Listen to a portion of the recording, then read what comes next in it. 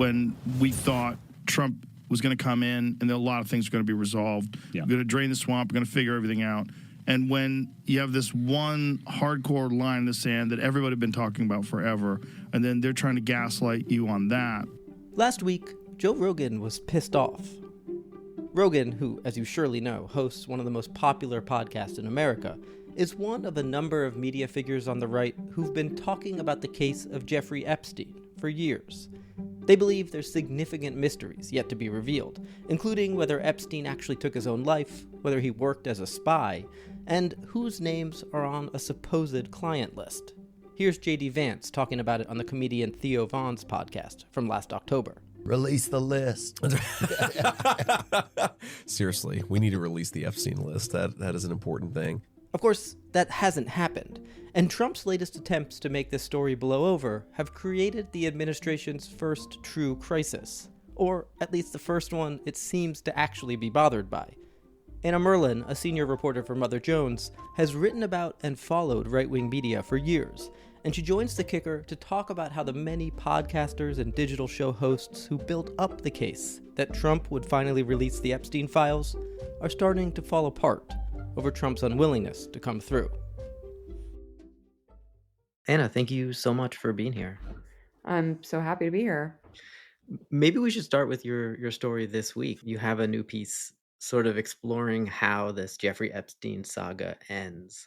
This is truly, I think, the Trump administration's first real crisis, at least by their own measure. Where do you see it going? Like, what are some of the scenarios you're painting here? Right. So it's the first real crisis that their base doesn't want to let go of, right? It's the first thing that the MAGA base is really upset about and like sort of will not be distracted from and keeps asking for accountability about, both from the Trump administration and from the right-wing media figures who have put themselves close to the administration. So I looked at a few possibilities. One is obviously that the Justice Department, just interviewed Ghislaine Maxwell, Jeffrey Epstein's former girlfriend and procurer who helped him traffic these girls and who's now serving a sentence. So one option obviously is that she comes forward and says Trump had nothing to do with the whole thing.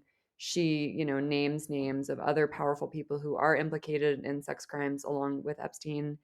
And then her lawyer has made it pretty clear that in return for doing that, she gets pardoned, right? Which would be a very unpopular decision.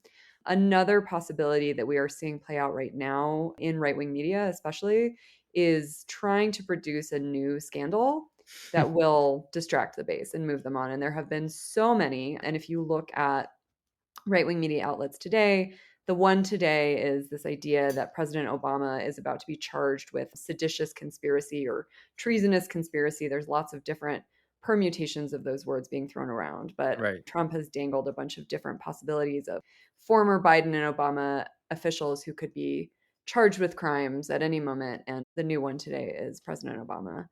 It's the Obama intelligence scandal, which is now become very popular. That's the gist of it.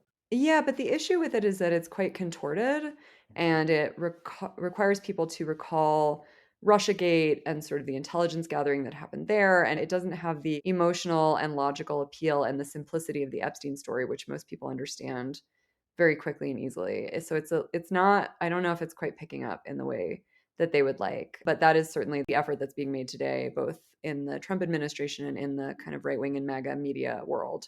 Mm-hmm. Yeah. I mean, what's interesting about all of these scenarios and sort of like the question of what works and what doesn't to get Trump out of this is the litmus test here is how does this media ecosystem that's kind of been made in his image, how does this ecosystem respond to this? Like, which ones do they grab onto? Like it's entirely like a problem of their own making in a strange way. Yeah, I mean, I wrote a story earlier this year about what I called the new state media, which are these right-wing and MAGA influencers, and in some cases, sort of actual journalists who have gotten very close to this administration, who are given seats in the White House briefing room, whose entire bit is premised on their access, right, to the president and to the administration.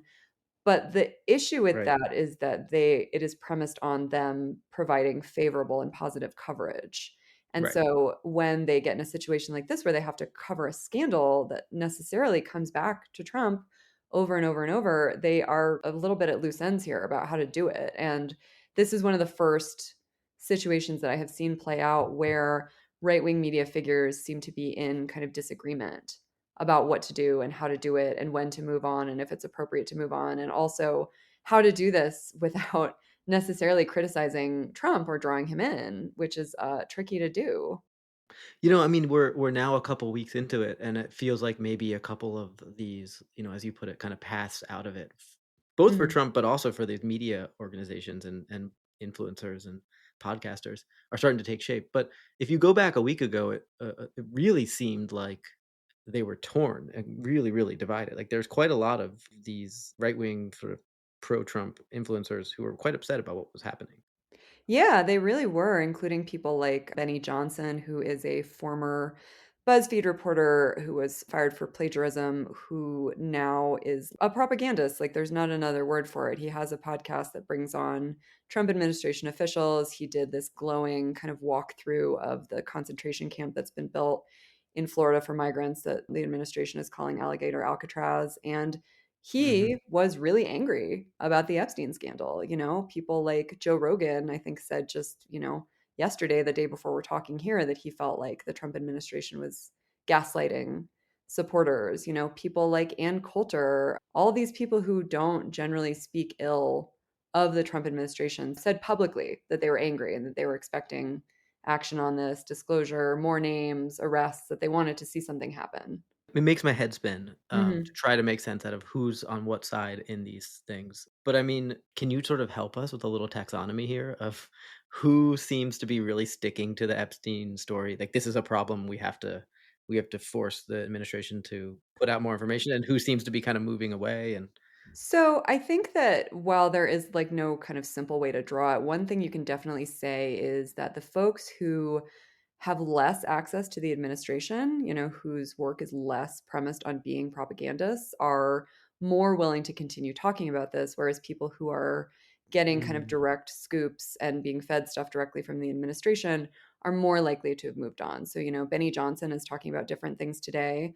Chaya Raichik, who's the person behind the Twitter account Libs of TikTok, who again has been getting some exclusive communications from the Trump administration, has not talked or tweeted about this at all in the yeah, past few weeks. I don't think she picked up on this latest round of stuff when it began in July at all. that's interesting. Where, yeah, Yeah. no, it's super interesting. Whereas people like Ann Coulter, who has always kind of premised herself as a little bit more of an outsider and a bit of a crank, is more willing to talk about it. Tucker Carlson is trying to kind of provide, I guess, sort of like an intellectual view of the situation where he both continues talking about it, but also tries to make it not Donald Trump's problem. But yeah, there Mm. are different kind of emerging paths, and the most interesting one to me is Steve Bannon's War Room, which is, of course, a podcast and media company led by a former Trump advisor. The War Room A- was And talking about it. and Yeah. and very central. I mean, you wrote about them early in the term. I mean, like they've Yeah. got a correspondent in the White House now. Yeah. They've become very almost traditional. They've become very formal in the Yes, um, absolutely. And yet they talked, a fair bit about the Epstein stuff, and their White House correspondent, who's this young woman named Natalie Winters, mhm. tweeted about it a lot. And they have completely stopped, as far as I can see in the last few days, dropped off. And now Steve Bannon, there was a great Slate piece that pointed out that there was like a round of stories in mainstream media about how Mhm. the MAGA base had moved on and they were no longer mad about this. And every single one cited Steve Bannon as their most prominent source. It was like the New York Times, Politico, the Washington Post, and one other that I can't remember, but they all cited Bannon to say, like, yeah, the MAGA base isn't mad anymore. There's something so I have to say, thinking about the way you characterize the split for a kind of provocative, iconoclastic, alternative media ecosystem, it's something pretty basic about this idea that the more access you have, the more friendly you are. Yeah, well, there's always been that problem with Right. access journalism generally, and we had a lot of those debates in the first Trump administration of, regarding which journalists he would speak to, right? But I mean, this is the issue here too for these folks who are not, let's be kind and say they're not traditional journalists. They're new to the role, right?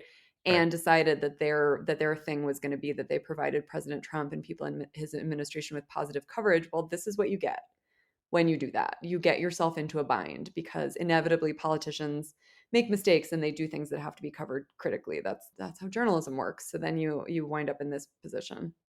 Well, it's even more specific than that, right? Like they all really went in hard, Mm. especially in the campaign, with this idea that when Trump gets into power, he will be able to pull back the curtain on this, on the Epstein Yes. thing in particular, right? Yes. Like we have seen the clips of Vance on Theo Vaughn calling for it, and they all talked about it, right, Oh at yeah. great length. Yes, And they then did. Trump gets in office, and when he doesn't do it, now they have this legitimacy crisis, and maybe some of them are genuinely pissed off.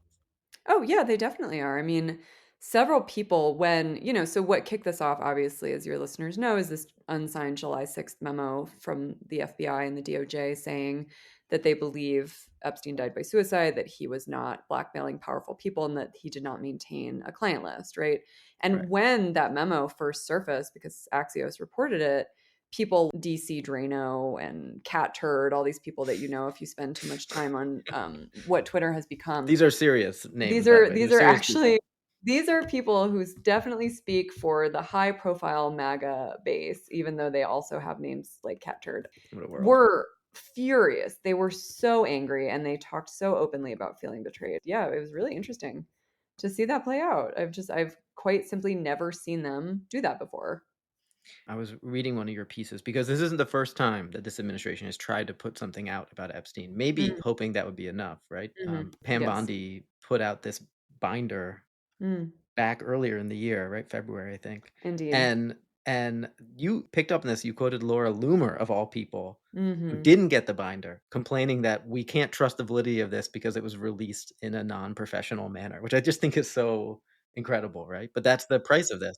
A stopped clock, a stopped Islamophobic clock. Yeah, no, she and other people who were not part of this stunt. And again, just to quickly recap it, a group of conservative influencers were called to the White House and given these binders, which they then flashed for the cameras, that were meant to be newly released Epstein material. And it wasn't. It was stuff that we've had in some cases for over a decade. Flight logs from his plane, which have been out for a long time, and excerpts from his address book, which again Gawker published for the first time in 2015. So nothing new. Right. Yeah, and people who were not part of this stunt, like Loomer, said, this is ridiculous. Like this is not how this works. This is a stunt, and turned that rage, of course, on Pam Bondi rather than on the president, because Loomer is a close ally of the president's. But still, people kind of correctly, even in right wing media, said, "Hey, this seems like a stunt." Maybe I'm always looking for some silver lining here, but there's a part of me that sees this as nature's corrective to the kind of state media machine that the White House has been trying to build here, right? Mm, I think that mainstream media outlets are very upset about what's been happening at the White House and the way that a lot of these traditional roles at the press room have been replaced by these sort of sycophantic organizations.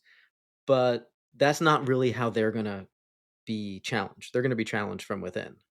yeah, they are. They're going to have to figure out how they cover an administration in a way that doesn't lose them the audience that they've worked to build, right? Because they're trying to maintain their credibility with their base. They're not just trying to maintain their access with the White House, they're trying to make sure their base continues to listen to them even after this era of history and this presidency is over. So Yeah. I don't know. I think it's really interesting. I'm curious to see how they handle it because probably not how you or I would. I mean, do you have a guess? Do you think that changing the subject approach Oh, ends up working? yeah, I mean, I think that it is certainly all signs today suggest that that's what they're going to do. Right. Every right wing media headline today is dominated with this idea that, President Obama will soon be frog marched off to jail. And that suggests to me that they are also hoping to turn the page. And then if there are any further disclosures, if there's more documents that are released, anything at all, then they'll say, look how transparent this administration is. They did exactly what they said they were going to do. The problem is, like, again, their audience really isn't going for it. Every single one of these people in their replies on places like Twitter are just getting pushback, are constantly being asked, okay, but what about Epstein? What about Epstein? Like this is a story that the MAGA base really, really, really cares about. I mean, I think that's really important, right? I think that means that they might not be able to turn the page in the way that they want to. Yeah, I mean, I think that this could certainly end with, some people losing some credibility with their audience or having to consider alternative ways of covering this administration besides just offering them, sycophantic compliments. And I don't say this in like a snotty way. I just say it as as a matter of fact and plain speaking, is that these aren't traditional journalists. A lot of them don't have a ton of training in this field. They're more like entertainers. And so they're going to have to make a choice based on what they think brings their audience along, because that's ultimately what they depend on to make a living. I wonder if we can talk just a little bit about something you mentioned earlier, which is the White House's efforts to Mm. sort of remake the media establishment, the new state media, as you described it. Yeah, that was something that started happening pretty quickly, right? With the kind of overhaul of the White House briefing room, this kind of new media seat that was created in the press room, which largely tends to be a place of honor for administration allies. It's kind of a rotating cast of people who are popular with the administration at the moment, including people like the CEO of the alternative video platform Rumble. And we've seen that in an ongoing way with, for instance, the Wall Street Journal not being allowed to go to Scotland after producing a report about this birthday book for Jeffrey Epstein that Donald Trump supposedly contributed to. Mm-hmm. So it's a mixture of two things. It's platforming conservative and right-wing media and influencers who didn't previously have a strong place in White House coverage, and then also actively seeking revenge and retribution against people who cover the president and the administration. I mean, I sit here trying to figure out, is this a really scary thing that's happening with the way they're reshaping the media around the White House? Or is it their Achilles heel? I mean, I think that, and I don't mean any disrespect to White House correspondents who do really important work, but it's not like really important scoops were being broken by us sitting in that room. That wasn't specifically how those things happened. It's really important as a way of creating accountability and making sure that the administration has to face the press. No, we can be clear-eyed about how Yeah. it has all the same problems of access journalism. Yeah. Traditionally, it can be a space for sort of performative dissent, and Yes. people showing off on TV, but it's not, I don't think we have to pretend that it's the high church of journalism to sit in that Exactly. press room. That's not exactly where that took place. I mean, again though, I think that in a way there's just something very direct about what the Trump administration is doing here, and perhaps that allows people to see these dynamics really clearly. Is if you give the president and the administration positive coverage, you are allowed to speak to them and be close to them and ask them questions, and if you don't, then you can't. You're kicked out of these briefings, you're not allowed to go on these trips, you can't ask questions, or when you do, you're excoriated by the president and told that you're stupid and bad and evil. Mhm. Like, this is a very clear dynamic that's playing out, and so maybe that is good for folks to see. I mean, obviously the much more worrying thing is legal attacks on the press, funding attacks on the press. Obviously, as we speak, federal funding has just been withdrawn for public media in a way that is extremely concerning and is going to impact, for instance, public radio stations in really dire ways. And that is to me much scarier than a bunch of podcasters sitting in the White House press briefing room. I guess I think it's interesting that you say that, because I think I agree with you. But Mm, if you go back, I mean, you cited this in one of your pieces, and I went back and reread it. I thought it was really mm, interesting. This Charlie Warzel story from 2017 about the hmm the new media upside down that Trump was building, and the idea in those days, and I think it's still the idea, is that they were creating this alternate set of facts and an right. alternate reality, and it was a very scary notion that there would be half the country would just sort of be surrounded by media that only told them a thing that they want to hear. And yet there's a little part of me, and maybe I'm just a naive optimist, but there's a little part of me that says that what's happening now is the logical conclusion of that strategy, where when Yeah. you invent a bunch of things and then you are in power and then you can't prove all of these things. I mean, the amount of conspiracies around Epstein that are probably not like, there's no list, right? Like, we don't know that the spy links, it's probably not a real thing. The suicide probably wasn't a murder. So like, there's this whole list of things hmm that a whole bunch of people have been told to believe, and now that it will never be proven because it can't be. Yeah. I mean, we're kind of talking about two things, right? One is obviously media polarization, information polarization, which is, to be clear, like a real issue. Almost every set of polling that anyone does in this country about current events, it comes down to Republicans and Democrats think wildly different things based on the media that they are consuming, Republicans, Right. Democrats, and everybody else. And we definitely the gap is widening between our shared reality as we understand it. And that is an issue. That is not how we get things done or come to any kind of consensus. And obviously it's contributing to our overall polarization as a society. We have this intractable problem that's only getting worse. But the other thing, obviously, yeah, is like when you make these promises that you can't keep, when you declare these things are about to come out that never come out, sooner or later, people do notice, including the most devoted of your audience. Sooner or later, people notice. It just is impossible for people not to. And this is, again, a problem that has faced, for instance, like doomsday cults from time immemorial. Not that Trumpism is a doomsday cult. I actually don't believe that. But, I keep thinking about, there's a really famous book that every conspiracy journalist like me loves called When Prophecy Fails from the 60s, which is a study of UFO cult that began in a woman's living room and what happened when the UFO didn't come back on schedule. Right. And how people tend to respond to that, which is some drift away and some double down, triple down, make a new prediction, set a new disclosure. And we're kind of seeing some of these conservative influencers turned Trump administration officials like Dan Bongino trying to do that. He's now sent out a new round of tweets, cryptic tweets about how this powerful, shocking revelation is about to come out. Right. And he's leaning into the strategy Yeah. he knows, which is the stay tuned strategy. The stay tuned strategy. I mean, again, you see this a lot with InfoWars, is like, you'll never believe what's going to happen next. You have to stay tuned to find out. And there's good reason why they do that. It worked really well for quite a long time. But I do wonder if the audience is getting more sophisticated and people have been hearing these predictions so long and being promised them for so long that they're starting to want something else. But I think your doomsday prophecy point is probably germane here, right? A lot of people who are true believers will stay true believers and find a reason to believe whatever the next thing is.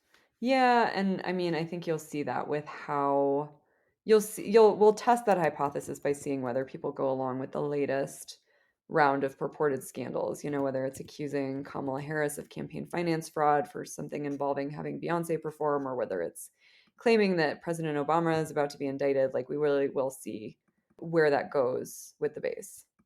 Is there a difference between the sort of true believers in this media space and then maybe the newcomers? Because it seems to me that part of the phenomenon of Trump's media strategy in this most recent election was bringing in people who maybe weren't Trump acolytes before, the Joe Rogans, Andrew Schultz with the comedy podcast, who's also, I think, noticeably someone who's a little more openly annoyed by what's going on right now. I mean, do you think that those roads divide?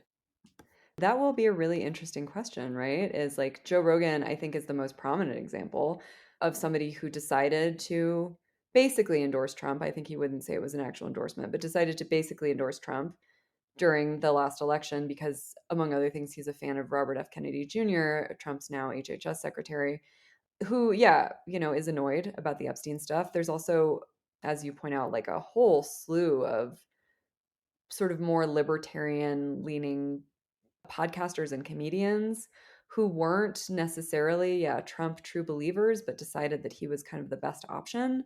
And so, they probably have less means and less motivation to cheerlead Trump's every decision from here on out. But where do they go? What do they do? Because they're also, not going to become super progressive either, which raises its own questions. What do they do next? Do they withdraw from politics, or do they double down? Do they start following an even more conservative figure? There's a range of options, and they're probably all not good. Well, on that uplifting note, Anna, thank you so much for taking the time to talk to us. Thanks for having me. The Kicker is brought to you by the Columbia Journalism Review and produced by Amanda Dara. I'm your host, Josh Hirsch.